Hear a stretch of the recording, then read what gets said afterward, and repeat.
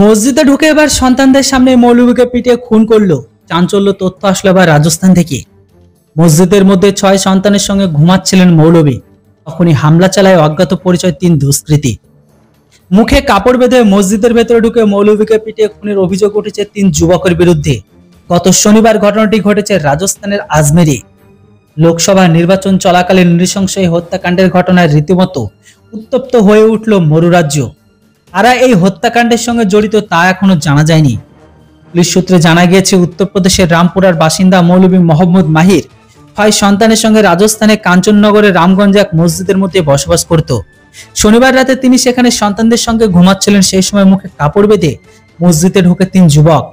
কেউ কিছু বুঝে ওঠার আগে লাঠি নিয়ে এলোপাথাড়ি মারতে শুরু করে 30 বছর বয়সী মাহিরকে।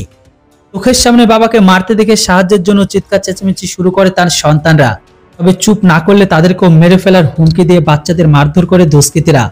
মৌলভীর ফোন কেড়ে নেওয়া হয় যাতে সাহায্যের জন্য কাউকে ফোন করতে না পারে সেই বাচ্চাগুলো। মৌলভীকে পিটে ফোন করার পর দুষ্কৃতীরা মসজিদ থেকে বেরিয়ে যায়। এরপর প্রতিবেশীদের কাছে গিয়ে গোটা ঘটনার কথা জানায় ওই মৌলভীর সন্তানরা। খবর দেওয়া হয় পুলিশকে। নির্বাচন চলাকালীন রাজস্থানের মৌলভীকে নৃশংস হত্যাকাণ্ডের ঘটনায় রীতিমতো শোরগোল শুরু হয়ে গেছে।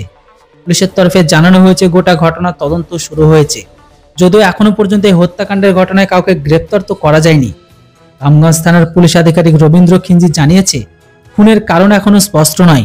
পুলিশ ওই এলাকার সিসিটিভি ফুটেজের সূত্র ধরে তদন্ত শুরু করেছে।